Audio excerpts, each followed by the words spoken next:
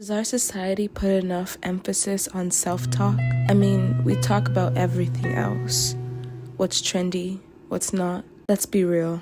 We do talk about ourselves. Maybe in the third person after relating to a TikTok. Maybe in how we wish we were better. We have no problem picking on ourselves. What would happen if we dedicated our speech to uplifting ourselves and others? Would we be more loving?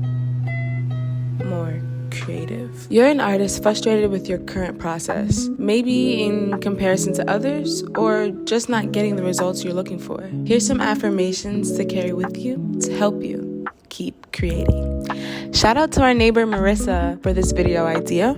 If you have affirmation deck ideas, let us know in the comments. I'm Neajua, the artist you don't know yet, so let's dig into some shit.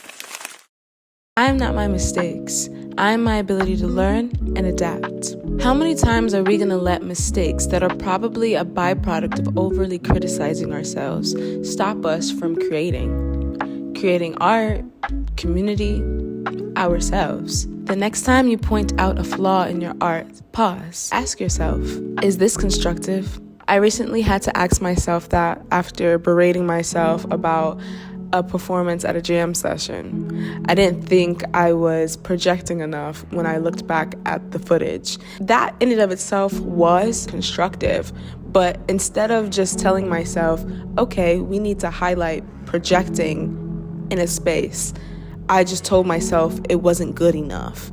It was shitty. That stops me from actually making progress. After a conversation and reflection, I was able to come back to the constructive critique of, next time we'll project more. I let myself highlight the good things in that performance so I could feel proud, so I could keep going. When we lean into what we take away from an experience and apply it moving forward, we tell the universe, I accept the power of the pivot. Sometimes we need a little course correction, whether it's changing mediums, places you create, people you create with. It can be scary starting something new, not knowing exactly what or how. When those feelings arise, remind yourself, my intuition leads me down the right path. Well, Nay, how do I know what my intuition is saying? I don't have all the answers. One thing I do is imaginative journaling. I get real comfy and cozy, maybe light some incense, play some lo-fi instrumentals, and write about what I envision for myself creatively.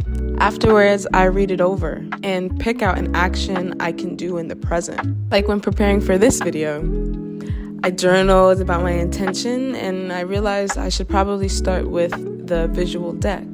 If you vibe with the deck, the link to it is in the description box. For free, of course. I got this idea freely from one of our neighbors. I want to share these affirmations freely with you all, so you may morph it into the next piece of art, because the collective supports my decision to expand, and I support yours. If this speaks to you, you're definitely a neighbor. Consider subscribing and liking this video to reaffirm that. As always, I'm Neajua, the artist you just took some time to meet, and I'll see you next time.